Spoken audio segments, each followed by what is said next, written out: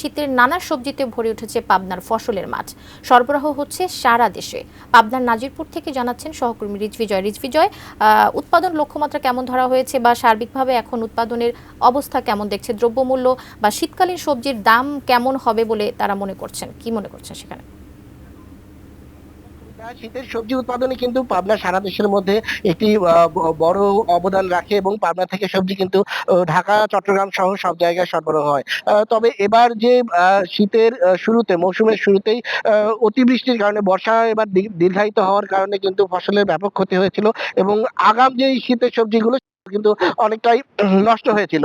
বিশেষ করে শিম, এই এটি পাবনায় কিন্তু ব্যাপক মাত্রায় চাষ হয় এবং পাবনার বেশ কয়েকটি এলাকা মুলাডুলি থেকে শুরু করে আটঘরিয়ার বেশ কয়েকটি গ্রাম জুড়ে ভালো উৎপাদন হওয়ার কারণে পাবনাকে এই অঞ্চলকে কিন্তু শিম সাগর নামে বিখ্যাত। কিন্তু এই ফসলটি এবার কিন্তু বেশ মারাত্মকভাবে ক্ষতিগ্রস্ত হয়েছিল। তবে এখন আবহাওয়া পরিবর্তন হওয়ার সাথে সাথেই কিন্তু কৃষকেরা ঘুরে দাঁড়িয়েছেন এবং ফলন কিন্তু অত্যন্ত ভালো হচ্ছে এবং প্রতিদিন কয়েক কোটি টাকার শিম কিন্তু পাবনা থেকে ঢাকা সহ বিভিন্ন জায়গায় সরবরাহ হচ্ছে। এর পাশাপাশি অন্যান্য যে শীতের সবজি ফুলকপি, বাঁধাকপি, গাজর, এই ধরনের সবজিগুলো কিন্তু এখন সরবরাহ খুবই অনেক বেশি। তো সেক্ষেত্রে প্রথম দিকে যে দাম ছিল অনেক, সেই দাম কিন্তু এখন অনেকটা কমে এসেছে। 40 থেকে 50 টাকার মধ্যেই পাবনায় অধিকাংশ সবজিগুলো পাওয়া যাচ্ছে। টমেটো ছাড়া অন্যান্য সকল শীতের সবজি কিন্তু এখন 50 টাকার নিচে।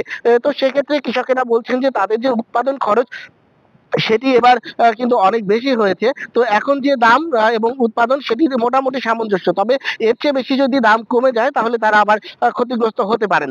তো সেক্ষেত্রে শীতের যে অন্যান্য ফসল সব মিলিয়ে এবার কিন্তু যে প্রথম দিকে ক্ষতিগ্রস্ত হলেও এখন অনেকটাই ভালো অবস্থা বলে জানিয়েছেন যে কৃষি কর্মকর্তারা। এই ছিল আমার কাছ থেকে পাবনার শীতের সবজি ফসলের সর্বশেষ খবর।